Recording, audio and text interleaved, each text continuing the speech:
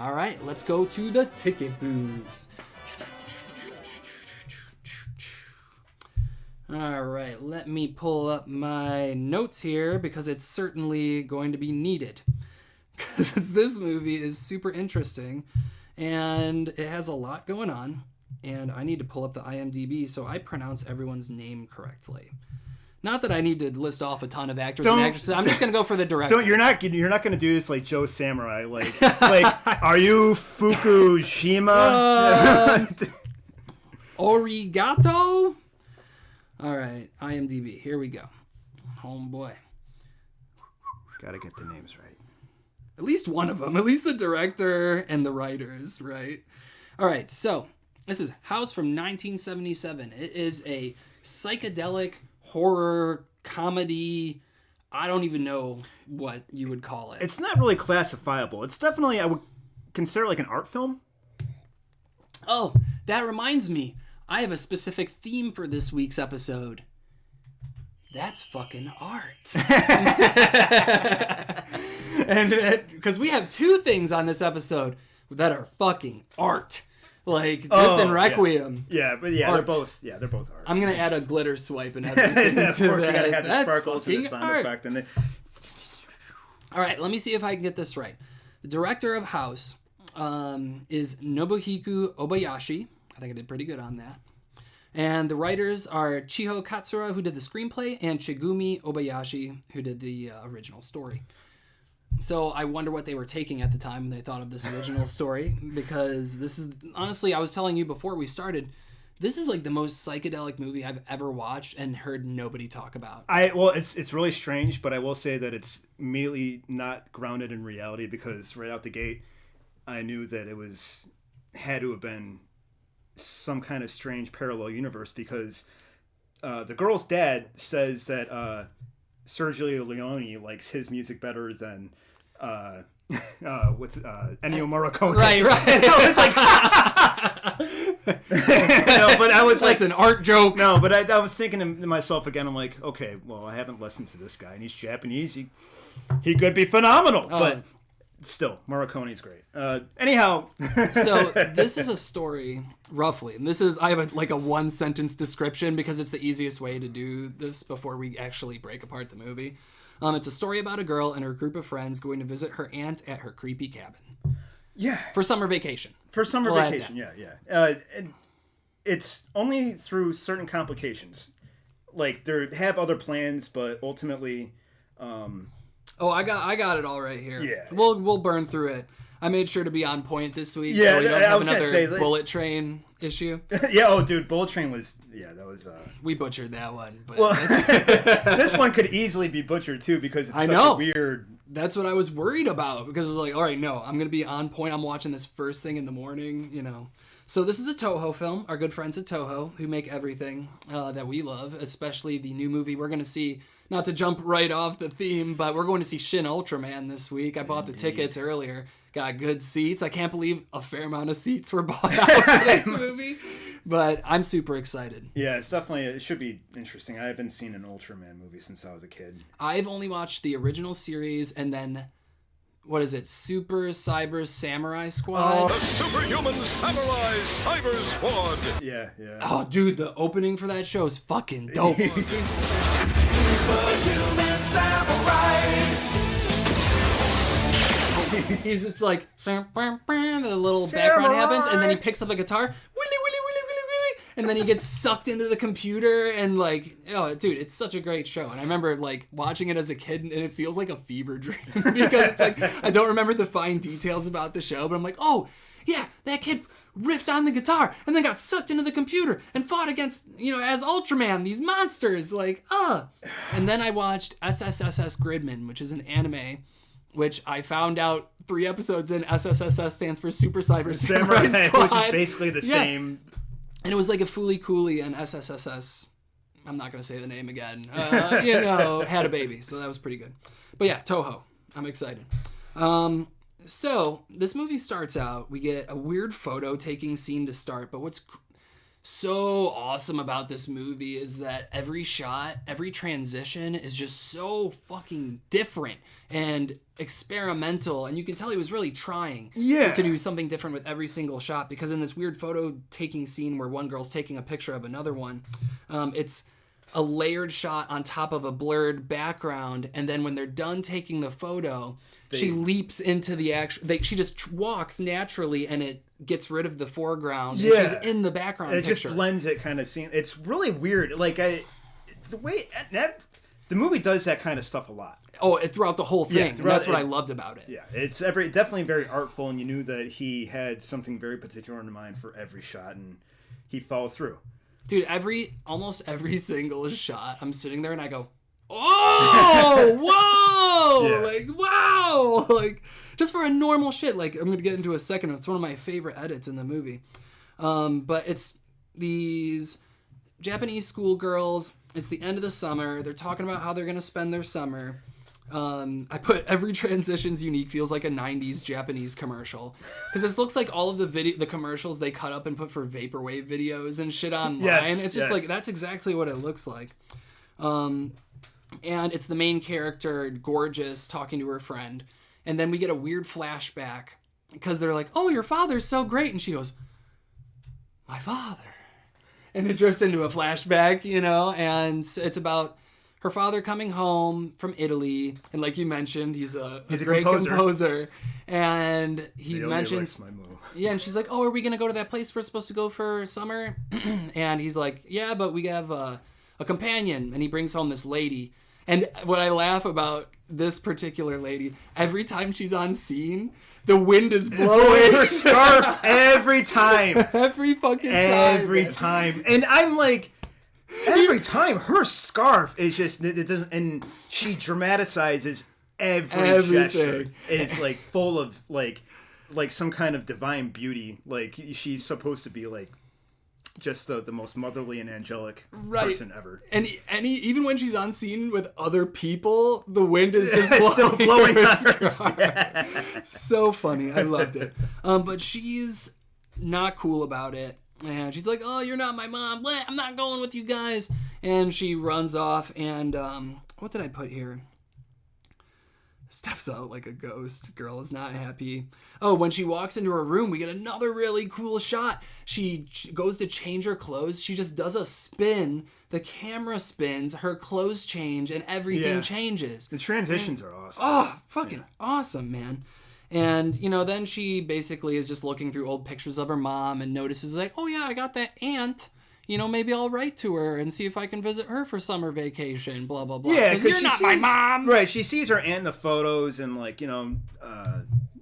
she gets the idea to write her aunt. Reconnect with her. And she doesn't hear from her, but then she gets a letter and the cat makes its first appearance. Well, no, that's not the cat's first appearance. No. But it's the first kind of nod that because the cat shows up literally, I think right before she even starts talking to her friends. Like when she's in her room looking at the pictures, the cat hops on the window and she's like, oh, hey. Right, because I think, basically the moment she starts considering her aunt is when the cat basically appears. Right. Blanche the cat. The cover of our movie. Yes.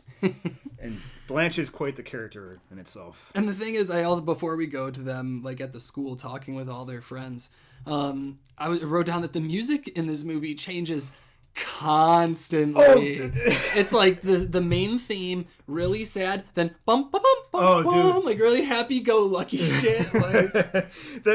There's my favorite piece of music in probably the whole movie is when they roll up in the watermelon guy. Oh yeah, dude, it's just that weird burp, burp, burp, and he just oh, it's goofy and weird, silly as fuck, and I love it. Tori did mention, because she was doing something while I was watching the movie and she was just listening. She's like, it sounds like the theme from Up. It sounds like just like Up, or I think The Thing, maybe. Like a mix of the two. Yeah, it's weird, man. This came out first. Well, maybe not first. When did The Thing come out? Thing came out in 80. Okay, so before it was late 80s. So, anyway, it jumps to the school where we meet all of the other characters, all of Gorgeous's friends. And they're all aptly named after their attributes. Their traits, yeah. We got Kung Fu, Mac, Prof, Melody, Sweet, Fantasy, and I think that's it. Gorgeous? Gorgeous is the main one, yeah. Gorgeous. That's 7. There's 7 altogether. Yeah, okay, so let's see here. I have Kung Fu, Mac, Prof, Melody, Sweet, Fantasy, Gorgeous. Okay, Yes. yeah, we got all of them.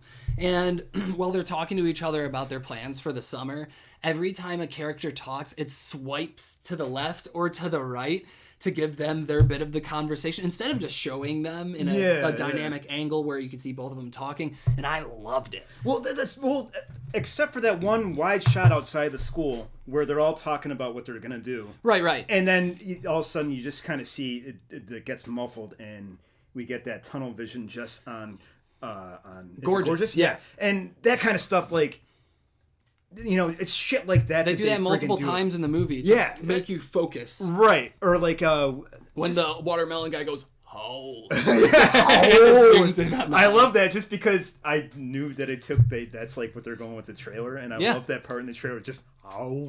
So it even starts at the beginning of the movie. Yep. But yeah, they're talking about what they're going to do, and it swipes. It's a really interesting and neat shot. And they realize that all of their plans are falling through, and they have nowhere to go for the summer. And because Mr. Togo, their happy-go-lucky older guy friend who drives a car, he's a total goofball. Togo. He can't drive them to where they got to go because I think his wife's having a baby or something. He makes up a couple different excuses. But yeah, and then he says he's going to be there like the next morning, and he kind of takes his sweet-ass time, and he's basically useless. Yeah, he was supposed to be like the White Knight, as it's made out to be, but he doesn't do anything. They play him up in the head, but they speculate that Kung Fu might be manlier than he is. Exactly. Yeah. And Kung Fu's a great character. I love Kung Fu. They use her so well throughout this whole movie. All the shots of her doing her karate stuff is and fun. the music to play like every time she goes into her bit. Like it's just like every character has their own little motif, and they play it up so well. So Gorgeous invites them all to her aunt's. And the aunt responds, and clearly the cat's involved because she does get the letter back from her aunt. The cat's on the mailbox. And the aunt's like, "Oh my God, like, yes, come. I've been waiting for you for all these years." And so they decide to pack up and go. And then it also shows that the new stepmother, with the wind blowing on her and everything, decides that she will meet Gorgeous up there without telling her to surprise her. So hopefully they can bond a little bit more. Which, I mean, is a terrible idea to do to a teenage girl, I think. You ain't going to stop a woman who has perpetually the scarf blowing in the wind at all times. It's true. I wonder, like, when she's driving, does it stay still? Or does it, like... I don't know, man. Like, I feel like no matter what, it's always got to have some kind of drama involved in her little scarf thing. And then, so after all of that, everyone decides what they're going to do. We have a weird morning scene that seems like a Japanese coffee commercial where music's playing and there's two people outside of a garage drumming. We see Mr. Togo being a total goofball. Yeah. Then he falls down the stairs into some Tetsuo the Iron Man stop motion animation where his ass falls in a bucket and then it's just dragging him everywhere. Oh my God. Just super weird. It doesn't need such to be a weird. Yeah, it's not. It's such a weird, obtuse thing that just sticks out in the middle of the movie. Yeah. Everything with him sticks out. But then again, like, everything about the movie's obtuse, so... Yeah, totally fair. Yeah. So they all get on the train, and a really cool transition happens once again. Because it's like the kid's storybook. They see a kid reading a storybook, and then the whole thing transitions to, like, a storybook painting of the train. And then it transitions again that the storybook painting is...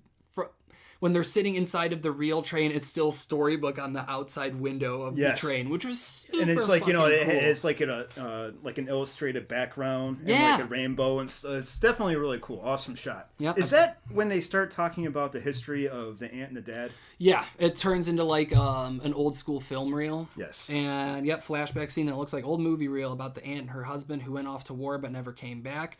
Random things are colored, which made it pop really cool. And the thing that to note too here is like they're talking about this really heavy subject matter about the husband never coming back, but the way they're talking about it, it's kind of really disrespectful. Sure, like it's definitely very light in a way that it shouldn't be. Because they're joking. Yeah, you know, but the way they're talking about it, it's just you can definitely tell that the aunt was suffering quite a bit, like in the whole story. Right, and the aunt was suffering, and the thing is, we also find out that the aunt was super jelly. Yes. Of the mom getting married, because at the end of the reel, it's like, oh, this is my mom getting married, and you just kind of see the aunt. See her like, look, yeah, she's frumpy, not feeling it. So another great transition shot, because this movie is nothing but great transition shots at all times. They get off the bus to multiple painted backdrops as they walk through the woods to the aunt's house. So they step off the bus drives away, it shows that they're standing in front of a backdrop of the woods or the field, and then they step away, and I think the set is part real set and still backdrop. Yeah, it's definitely a very mixed media kind of like look to it. Like, we'll get the painted sky backdrop on top of a real field set with like weird green screen stuff on top of it. Like, so many layers going on. Yeah. It just looks great. So yeah, they do that, and we get a really cool POV camera shot through. It's like a 90s TV show intro where like the camera's like going through and the branches separate as the camera's going through. Super fun. And we get to the watermelon salesman next to the cabin. My favorite character. Oh, dude, this guy's fucking weird. He's just a total goofball. He's just like, he has a little stand there where he sells melons. He points them to the house because he clearly knows the house and who lives there. And he's just a total goofball. He's like talking to the watermelon head, you know. The watermelon is just completely spherical. The fat girl, we have to call her the fat girl because she's not really fat. She's the skinniest fat girl I've ever seen. Skinniest fat girl, which is problematic. She's not really fat, but they all call her the fat girl. She's the eater. Right. She's very excited about the watermelon. She picks it up, the perfectly spherical watermelon. And Homeboy's head is right there. Yeah, super right sweaty. behind it. Right. Just, and the music that goes along with it, I don't remember, but it was perfect. Like, that whole scene was just great. Well, it's like, I love the next scene. They walk away from the watermelon salesman. They get up to the cabin, the house, whatever. And then a fake-ass bird flies through on a string. Yes. It's like, I think it was Sweet, turns around, she's like, what? Yeah. Like, what? So ridiculous, but I loved it. Auntie rolls out in a wheelchair with the cat. She's got glasses on. Yeah, the cat's already with her. And she's looking very frail. Yeah, and she's in a wheelchair. They meet her. They move up towards the entrance of the house. And one of them tries to take a picture, and then suddenly the cat uses its magic cat ESP to make the camera hop out of her hands and onto the ground. Breaks. Hilarious. Yes. Just like a spaghetti noodle. Just super dumb. Completely dashed. They get inside and the cabin's old and spooky. The chandelier, when they walk in, immediately drops a bunch of pieces to try to kill them, and Kung Fu like hops in, saves them all, and they just kind of completely disregard the fact that this chandelier did this business with this dance and impales a lizard. A claymation lizard. Lizard that the cat starts eating. Yeah. And it's just like, what the hell is going on? Well, they ignore it and they're just like, oh, Kung Fu, you're so cool. You're so cool. Let's see here. Yeah, lands on claymation. They stroll by and they see the aunt's room. I don't know, just some, like, every room of this house has like a dozen pictures of the cat. Yeah. Which is just like a red flag. But... And the one thing too is like, when they first arrive, the house, it's very monochrome. Yeah. Like, there's not really any color. Sure. And it isn't until later on that we start getting a little bit more color mode, like, you know, schemes throughout like each room and stuff. Well, it turns into like a hammer horror set. Yes. Almost, because we get like heavy green light or heavy red light. A lot of saturation and stuff. Yeah. So they go to the kitchen and cook, and they realize that they need to go to the well to store the watermelon. And so Mac's like, yeah, I'll go put the watermelon in the well to cool it, because I guess they used to do that back in the day. She goes back to retrieve it, and they go looking for her. Oh, no, let's see. Well, they put it in the well. Oh, yeah, Mac puts it in the well, and Auntie reveals at that point that the sun frightens her, so she can't go outside. Yeah, so she takes a nap. And they all have dinner, right? Yeah, so they're eating dinner, but Mac is gone. Mac leaves to go get the melon, and right? They can't find her, and it's really weird that Mac isn't there to eat the melon, because she was really excited about the melon, and Mac is nowhere to be found. So I think it's Fantasy or Sweet goes out to the well to check on Mac. And as she's pulling up the melon, she goes to the well, she's pulling up the rope, and she's just looking out at the beautiful painted backdrop sunset. And she looks down and realizes... like the countryside. Yeah, and it's Mac's head, right? Yeah, it's Mac's head. It's all blue, like old school, like Japanese ghost style. Yeah, kind of thing. It's clearly like a fake severed head, right? But it's animatronic, and it starts floating around. Oh my god, hilarious! Fucking hilarious! It's like bobbing around. Yeah, it's just like you can clearly see that it's just like, and it has like when it goes to bite her on the ass, it's like, it's like it's just buoyant, Super funny. Loved that scene. Unexpected. And so... And the vomit afterwards. The head it lands on the well and just vomits a bunch of like blood or red water. Like clear Kool-Aid, basically. Super funny. She can stand. Let's see here. It flies around, attacks her. So as the girl runs back to say what happened, the aunt suggests that she goes and checks it out. And all of a sudden, she can stand. Yes, that's right, because she says that the girls have energized her. Yeah, she can suddenly stand. It's really weird, but doesn't have the glasses anymore. Anyone that's watched a horror movie can connect the dots and be like, oh, one of the girls is missing. Oh, she's suddenly like stronger, more powerful, whatever. Writings on the wall. And so they're all eating the watermelon.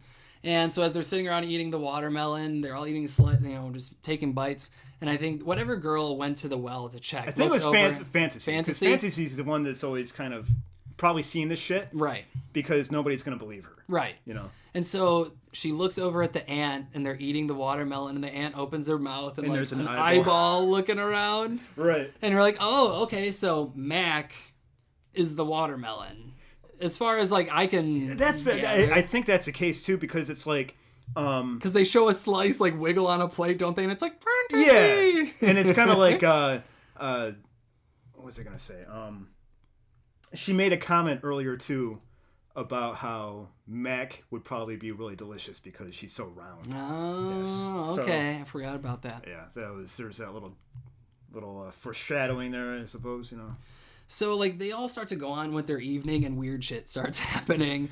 Like, Kung Fu's chopping wood, then all of a sudden the wood stands up and starts attacking her, and she karate fights it, and then goes on like nothing happened. Yeah, like, she's doing all this, her badass shit, and then, like, she even admits that this is absurd. And then she's just like, oh, well, whatever. And then catches her skirt, which got ripped and off in the middle of her fight scene, and...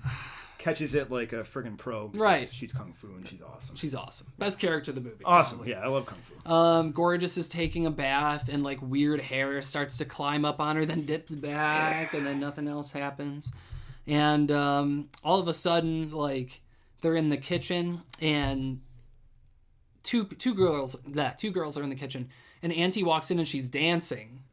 And it's like, oh, okay, that's kind of weird. And as she's dancing, without saying anything, she just walks into the refrigerator, yeah, and just like disappears. And the two girls are down there, and they're like, she just walked into the fridge.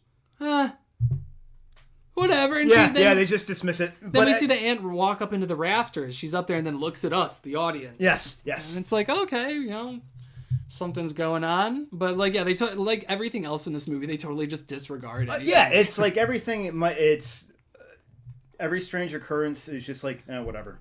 And this is where we get our first like montage, I guess, because now the aunt is dancing around the house, green screened onto things. A weird song is playing. She's dancing with a fake skeleton that was in the living room. Oh, the skeleton. Yeah, it starts dancing, and then the cat starts singing along to the piano song. It's such a weird... out of place bit. Yeah. But it was still fun. I like that skeleton. Skeleton was good. Skelly was good. Gorgeous finds her aunt's room, and Melody goes to the piano and starts playing, and the skeleton is dancing in the background when Melody's just playing, and... Skelly's just back there. Skelly's just dancing. Super fun. Gorgeous starts putting on her aunt's makeup and looking through her old things, and spooky wind starts, and the mirror starts doing weird shit. She's getting like visions through the mirror of like her mom dying or the aunt, and just basically, weird. Yeah, seeing herself turn into her aunt and her mom, and she's going through some shit basically. And she sees like weird vampire teeth in one scene, super goofy. It's basically playing on the whole concept of Gorgeous being very vain and, Right. You know. And when this scene happens, what's cool, when the mirror cracks, Gorgeous's face starts to crack and pieces fall off, but behind the pieces of her face, it's just like an animation of fire. Or just fire going on until all the pieces fall off, and then she's just like a fire person and just burns up, and then we just like cut away from it, which is super really weird. bizarre. The piano keys start lighting up as Melody's playing, and this is when Sweet. So everything's starting to get weird in the house. She was cleaning. Yeah, and then she gets attacked by a bunch of fucking pillows. She finds that doll, and then it's like, she's just getting beaten by these mattresses and pillows and bedding and stuff. Sweet is attacked by pillows and feathers from the cat using ESP. The cat's like, yeah, get her with pillows. And so, but when they hear her screaming, and when they go to rescue her, she's gone. Yeah. Basically. They only find the doll. Yep. And they find her underwear. They find like her clothes and stuff like that. They keep on finding their clothes, I think, right? Because they found, I remember. Yeah, they find her clothes. They're like, why'd she strip in here? That's weird. And this is when Melody starts acting weird because she says she got bit by the piano. Her stomach gurgles and she makes a weird face like we're supposed to. Yeah, think that maybe she's part of the house now. Right, but I don't think they've like followed through with that. No, they didn't all. because obviously she still got she got 8. Right. But they made it seem like she was kind of like possessed or taken by the house. I was waiting for it. Yeah, and it never happened. But they never really. It's like they kind of thought they were going to go that way, but then abandoned it.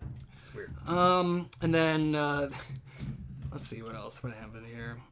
They go to find Gorgeous, and she's also acting weird. Lots of slow motion shot. I remember I put down, this was making me feel nauseous. Oh, dude, that was tedious. Like the choppy slow motion scenes, whatever. Oh, yeah, I know what you're talking about, where it seemed like she was kind of like muffled. Yeah. And I think that at that point, that it wasn't Gorgeous. I think that was her aunt. Well, yeah, she's possessed or whatever. Yeah, but like every shot is like in this weird grainy slow motion. I'm like, dude, I think it's kind of like she's dissociated or something. Sure. Okay. Yeah. No, I totally get that because I thought the same thing. I'm like, this that is kind same of her feeling like when you're zoning out and you can't really perceive exactly what's going on. And then Gorgeous is like, no, I'll leave.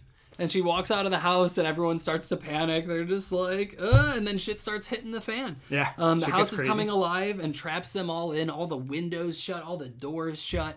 And it's just like they all start freaking out because Gorgeous is obviously going outside to do some weird possessed ghost shit because she doesn't need to be in the house. And but she's just juggling weird light balls in the courtyard. Yeah. And then we get a cut of Mr. Togo. He's stuck in traffic. He's on his way to pick them up, and of course he's fucking stuck in traffic because he's useless. He is absolutely useless. Togo is useless. But it's like this. I love these little cuts because it's like the comedic relief, and like the next cut, it's like him eating ramen with a bear. It's just like weird. It's so bizarre. Why? It's so weird. And then it's like his story gets happier while the girl's story just gets worse. It's just goofy. He's just friggin' dicking around eating his fucking ramen, and he couldn't be bothered with it. He's taking his sweet ass time. Right. So at this point, as they said, listen to me. They're all bugging out. They're listening to Melody play because they're like, oh, play piano. It'll calm us down, yada, yada, yada. And she starts playing, and this is when she gets gobbled up. Like the piano... Fantasy's in the room with her. And right. Yeah. So the piano, like first, the thing slams down, the thing that covers the keys, and she's like, oh, my fingers. And then it takes her hand, and she's like, ah! Well, she's not even that upset about the fingers at first. Right. And Fantasy sees it, and she's just like, what the... She's so what the fuck about it, she goes cross-eyed. Right, and then right. she sticks her hands in there again, and it continues... And that's when it takes her hand, and then proceeds to try to take the rest of her. And it's a weird, wild scene. She's just getting chewed up and... Dude, it was the way that the piano eats her. It was super weird. They obviously had like foam pieces made of the piano, so it looks like it's like chewing on her and gobbling her up, and then it rips her apart via green screen, and her severed green screen limbs are at like different parts of the piano, just sticking out. Even her head, which is at this point detached from her body, is kind of peeking out and screaming, and getting spit out, and it's bizarre. It's just weird, but it's just one of the things about this movie that's like, man, yeah, That's a lot of art. That's That's fucking art. So they go upstairs, and Gorgeous is in her aunt's room, dressed as her Gorgeous's mom on her wedding day in the kimono and everything. And she enters a secret back room with a big spooky clock. And inside the clock is Sweet, and she's bleeding, or the clock's bleeding, or it's oozing green. I think it's or they it's make like, it what they're trying to make it seem is like Sweet is getting ground up in the gears, which really fucking like broke my heart in a way. Like I was like, oh god, because when Kung Fu sees her, she's like, she remembers what Sweet was like.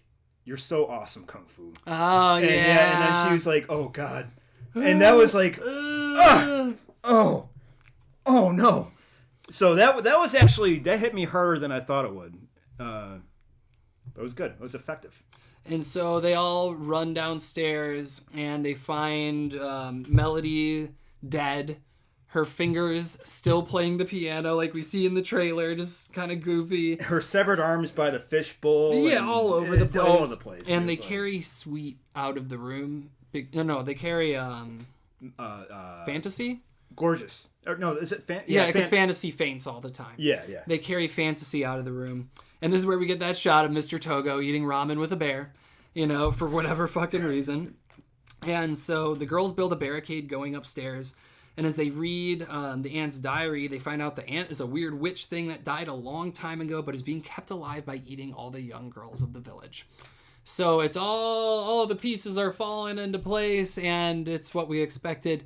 She's consuming these girls and living much longer. Mm-hmm. Everything starts going crazy. The cat portrait finally changes to our cover and turns into an evil cat with lipstick. It's a thing. It's weird. It's a very human-esque mouth. Right. And shit's flying everywhere, like poltergeist shit.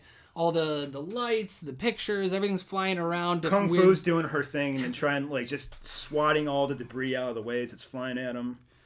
It's just... the prof, she's, like, the smart one. But the only thing that she's really good for is just progressing the story by posing very simple solutions to things. Right. She's the only one who really thinks. Yeah. And this is when Kung Fu gets attacked by a phone and then kicks the phone's ass and then Fred Flintstones through the fucking wall, like for whatever reason. But it's super cool. And let's see here. Oh, and yeah, she goes to fight Ghost Gorgeous. Yes. Basically. And Mr. Togo's shown getting a little bit closer, but his shit continues to fly everywhere. Kung Fu is attacked by a chandelier and zapped. And we get that weird transition of body parts like flying around. It's the first time that I guess we kind of really see what happens to you after you've been consumed by the house. Mm-hmm. And we see it from Kung Fu's perspective, and she's just a floating head, but she still has control over her limbs. Right, and that's what we see, her legs fly out. Right, fly out of this chandelier and kick the cat portrait and destroy it, and that's when shit just gets way worse. Right, but this is like, we clearly see that this hurt the aunt or whatever, because she's like, and starts bleeding, throwing up blood, whatever. And at this point, the floor opens up, and now Professor and Fantasy are floating on Cat Blood Lake, which is just like, I don't know why the floor opens up. It's all water. They're on a little raft bed, and the cat is continuing to spew blood water. Yeah, it's just the fakest blood water you ever see. You can clearly tell it's like dyed. It's just Kool-Aid with like under lighting. It's red water. Yes. It's very transparent and viscous. The most unbloodied blood that I've ever seen. But the house is filling up now, and they're freaking out. And this is when Mr. Togo arrives to the watermelon salesman, and he's like, hey, what's going on? And the water salesman's like, oh, are you looking for those girls? They've been eaten. Blah, blah. And he's like, oh my gosh, what? And then the watermelon salesman goes, do you like watermelons? And Mr. Togo goes, no, I like bananas. He's like, you like bananas? You like bananas? And then dude, so the watermelon salesman basically is so flabbergasted by the fact that Mr. Togo likes bananas that he steps back, gets turned into a cartoon skeleton, and then a real skull floats up and just like floats there while Togo just flips out and just screams about bananas. Yeah, he runs to his car. And does he try to leave? No, he just gets in the car and goes, Just- banana, banana, He banana, just banana, shouts banana. bananas, and that's the last Fucking that we weird. see Togo for that scene. Right. And then next scene. Let's see. Professor falls off and becomes possessed underwater. Yeah, her Then glasses. That's right. She loses her glasses, and then we see the thing. She disintegrates, basically. She's swimming around the blood water. We see it's like a really surreal slow motion scene of her just swimming around, and then she just basically just gets digested. We assume. You know what happens? Fucking art. So, let's see. Fantasy drifts through the house on her makeshift raft until she winds up at the steps and finds Gorgeous, who's clearly a possessed ghost, and then it fades to black. That's when it's like morning, and the stepmother arrives with the wind blowing through her hair, and her scarf as always. Every frame, she's just like Slow motion. Everything is so beautiful. Nothing can make her upset, and she's just completely over the top with scarf blowing at all times. She's like living in a commercial, basically. Yes, at all times, no matter what. And this is when she walks past Mr. Togo's car. And he's just been turned into a bunch of bananas. Bananas. He's just bananas. He's just a big pile of bananas, and his hat sitting on top of the bananas. This movie doesn't stop surprising. It was just so different and weird. It's like, I wasn't expecting it. I didn't know what to expect from the whole bananas bit. But then I'm like, okay, it's bananas. And then she's just like, whatever, no big deal. But then it starts this scene where I don't know if the stepmom's like flying over the house. She's just going like this. And the wind's blowing, and it shows her moving over the woods and everything. Like the montage of her just, I think it's supposed to, say that she's, just walking up to the villa and, just taking in the scenery. And she sees the grapes and like, oh my God, how lovely the grapes. They grow grapes here. It's great. Oh, it's weird. Every scene, it's like she's oblivious to the way people treat her and is only seeing everything good and perpetually. She sees through like commercial eyes. Yes, she is just a commercial person. So Thus, she doesn't have a soul. Right. So she gets there and she sees Gorgeous dressed in a kimono. Gorgeous opens up the room for her. She sits down with Gorgeous, and we obviously know Gorgeous is evil and possessed. And the stepmom sits down, extends her hand. They go to shake hands, and then she just sets her stepmom ablaze. Yeah, she just sets on fire. Yeah. And her scarf is still. Her scarf is like flapping. And like the scarf is like, oh, fuck! Oh, dude, it's so funny. But so corny. But it's corny. So good. But it's good. It's good. And it's really oddly bittersweet. It's such a weird movie. I don't know how. Well, we have no connection to any of these characters. No, So it's like. Yeah, but it's still like it still hits you a certain way. It's its own thing. Right. I can't really describe House in any other way. It's like. But that's the end of the movie. That's how it ends. And I think this movie is fucking phenomenal every step of the way. It's I struggle with it. Sure. Because for me, dealing with stuff like that, I cannot watch Disney, the original animated Alice in Wonderland, because of certain things like that. Okay. Anything that's like a fever dream, I can watch it eventually, but You don't want to revisit it often. No, I can, but it's like, just let me ease into it, because this is a lot of shit to take in, and it's a lot. And, well, the thing is, this movie, I think, is kind of exhausting. It is, absolutely, because you're really straining your brain to just like ride the ride, right? And with it being subtitles, that kind of adds to it, because you're focused on that too. Your eyes are constantly darting around. Right. It is exhausting. Yeah. It's just really, because everything is really fast, and they don't linger on any one subject for very long. No, they move on very for quickly. everything really quickly. And that kind of makes it seem that much more feverish and uneasy to me. It's not a slow burn movie. I wish I had seen this when I was like 16, 18. I think I would appreciate it much more. But it's like, this is probably one of my new favorite movies, but I couldn't suggest it to everybody. It's great. It's definitely its own thing. I'm saying I couldn't suggest it to everybody. Oh, yeah, because yeah. it's not for everyone. You really have to 100%. search for this kind of shit. Yeah, if it's not like, if you're just not into the weird just weird Japanese stuff is probably not for you. I like all the weird Japanese stuff. It's I like, you know, it's a lot of stuff I love, and some of the stuff I'm like meh, but this one, it's good. Yeah. It's definitely its own thing, and I appreciated it. And it's really weird because it doesn't feel like it's made in the 70s either. No, it's super, like, I was like talking to Tori, which she probably hates when I'm watching movies like this. I'm like, this is so ahead of its time. It is. It really was. Watch these shots. They weren't doing shots like this back then. Blah, blah, blah, blah, blah. This is the kind of movie you should show to, like, film students and shit. Just 100%. So to see all the experimental things they had going on. But yeah, I loved House 1977. Would highly suggest it. Same.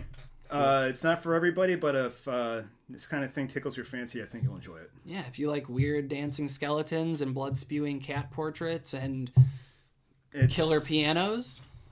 Yeah, I think you might dig it. It's a good deal. Yeah.